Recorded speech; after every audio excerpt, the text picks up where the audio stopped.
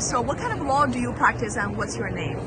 My name's Steve Arenson, and I represent workers who have been exploited or discriminated against or harassed in some way at work.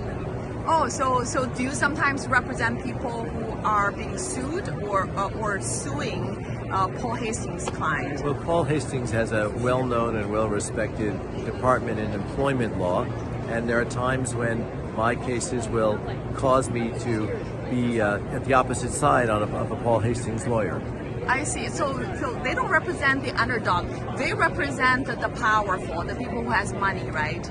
Well, they represent the employers. Okay. Oh, then employers, big company. Okay. Okay. So are you a Jewish? Yes. Okay. I know there are many Jewish people practicing law. And so what is the most important value for American lawyer? Like when you become a law practitioner in this country, what are the most important things that you have to bear in mind when you are doing your job?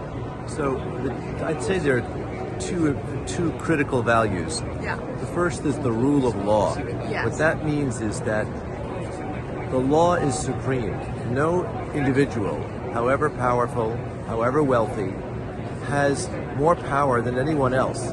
If the law says that a powerful individual or a very wealthy individual or even a government individual has done something wrong, has violated the rule of law, that person is held accountable and sometimes punished. And it doesn't matter how famous, how wealthy, how powerful, or whether or not it's a government official.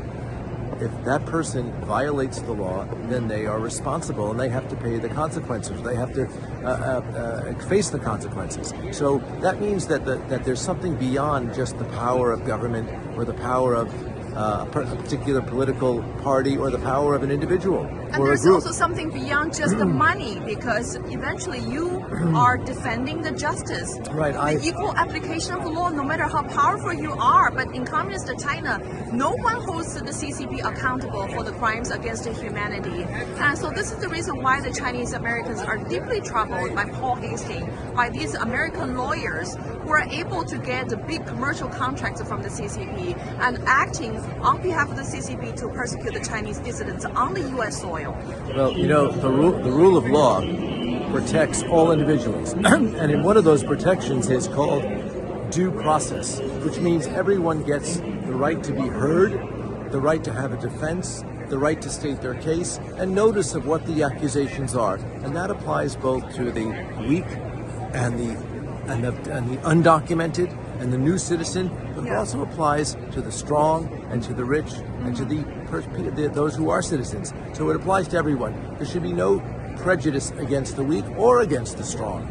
Imagine this is during the World War II, and while Jews are being brutally persecuted under the Nazi regime, right. Do you think American lawyers should represent the Nazi dictatorship to persecute the Jews, to go after the Jews? Because this is exactly what we found that's happening right before our eyes, that some of America's top law firms are taking big money from the Chinese government to trying to silence the Chinese whistleblowers and trying to go after the Chinese dissidents. So the short answer is, of course not. However, I would defend the right of an American law firm to represent a Nazi regime. In the sense, when I say represent, I mean they can have their day in court. Of they course. can have their right. They can be heard by a judge. Would I oppose them? With all my might. And during the World War II, the Jews, they don't have money. I mean, they don't even have a voice. And they cannot even find a lawyer. And many governments turned against them. Many governments turned against them. That's why 6 million were killed. Yeah, and this is why we're trying to prevent another 6 million or 8 million Chinese people from being killed. And this is why we are here. Well, that sounds like it's less of a legal question than a political question, meaning if people's lives are in danger. Yeah, right? our lives are at danger. How so? In communist China, if they wear a t-shirt saying, "I'm a Chinese whistleblower," they will be immediately silenced and jailed and tortured and disappeared and tortured to death. That happens every day. Right, well then sanctions have to be brought against China. Exactly, and America has not sanctioned those Chinese government officials. And it seems like the Congress people and the people in government in the United States should be contacted. right? Well, listen, I think it's wonderful that you're bringing this to the public awareness.